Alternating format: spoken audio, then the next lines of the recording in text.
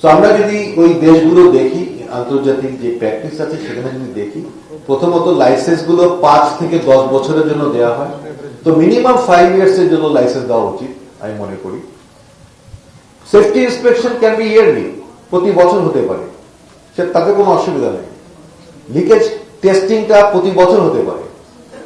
Product testing single ল্যাবে হতে পারে, একটা ল্যাবে গিয়ে আমি প্রোডাক্ট টেস্ট করলাম, অর্থাৎ কতটুকু বুটন আছে, কতটুকু প্রোপেন আছে, এর মধ্যে অন্য কোনো ইনগ্রিডিয়েন্টস কিছু আছে কিনা সেই টেস্ট আমরা করে নিতে পারি যে কোনো একটা স্ট্যান্ডার্ডাইজড ল্যাবে। সেটা বুয়েটও হতে পারে বা বাইরের কোনো সার্টিফাইড ল্যাব হতে পারে, যেটা সার্টিফাই করবে, রেগুলেটরি সার্টিফাই করবে যে কোন ল্যাবে গিয়ে আমরা তাদের টেস্টটাকে আমরা গ্রহণযোগ্য হবে। সাডেন স্যাম্পলিং হতে পারে।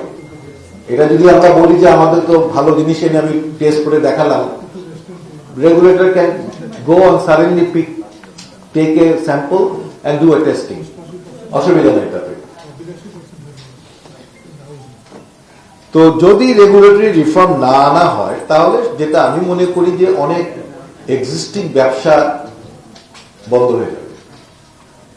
এক্সিস্টিং যারা বিপুল পরিমাণ, আর একটা জিনিস বুঝতে হবে যে এলপিজি ব্যবসাটা কিন্তু ট্রেমেন্ডাসলি ক্যাপিটাল ইন্টেন্সিভ, হিউজ ইনভেস্টমেন্ট করতে হবে, এবং এটা যদি স্মুথ অপারেশন করতে হয় তাহলে কিন্তু কন্টিনিউয়াস ইনভেস্টমেন্টের মধ্যে থাকতে হবে। তাহলে এই যে ইনভেস্টমেন্ট ডিসিশনস, এইরকম যদি অপারেশনাল এন্ড রেগুলেটরি ফ্র্যাগমেন্টেশনস থাকে তাহলে এটা ইনভেস্টমেন্টের জন্য ভালো না।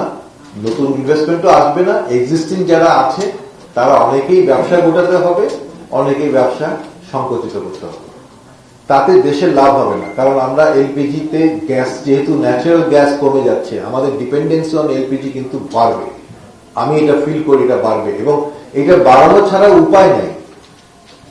গ্যাসের ক্ষেত্রে মানে হাউস হোল্ডের ক্ষেত্রে তো আমরা দেখতেই পাচ্ছি আজকে যে crisis, this is a precursor.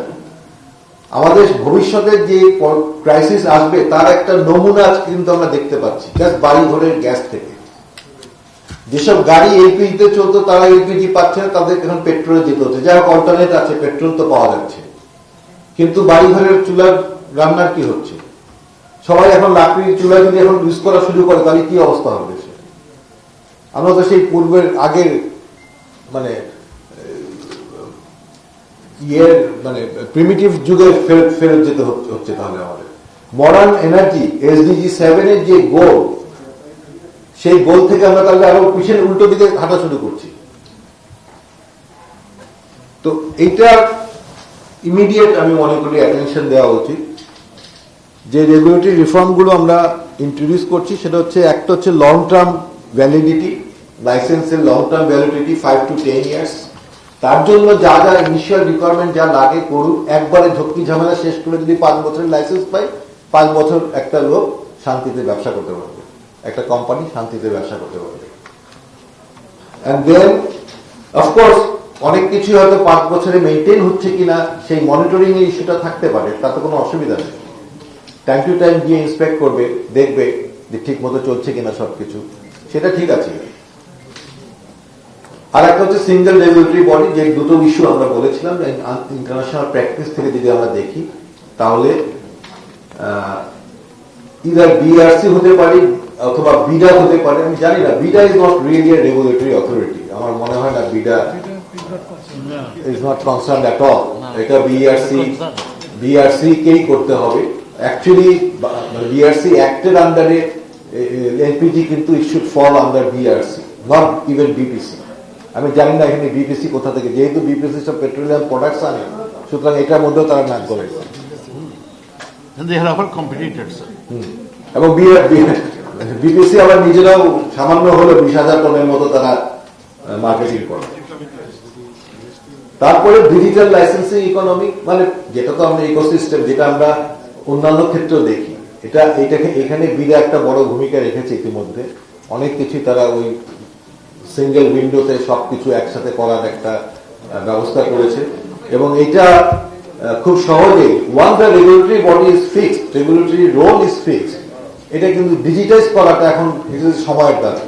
Digitise process is সময়ের দাবি, সবকিছুই সময় বেঁচে যাবে, নাম্বার অফ ইন্সপেকশনস কমে যাবে, সব দিক থেকে এটা মানে সবার জন্য এটা সুবিধাজনক হবে।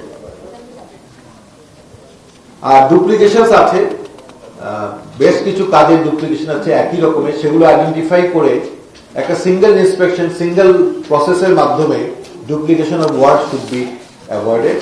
That is, so we need actually A comprehensive look at all the processor and everything and streamline এবং যতখানি সম্ভব স্মুথ অপারেট করার একটা, without compromising safety, without compromising safety and operation আমরা এটা করতে পারি। সদিচ্ছা থাকলে আমার মনে হয় এটা করা সম্ভব। আর গ্লোবাল বেস্ট প্র্যাকটিস গুলো আমরা দেখতে পারি, সেগুলো অ্যাডপ্ট করা যেতে পারে বাংলাদেশের জন্য।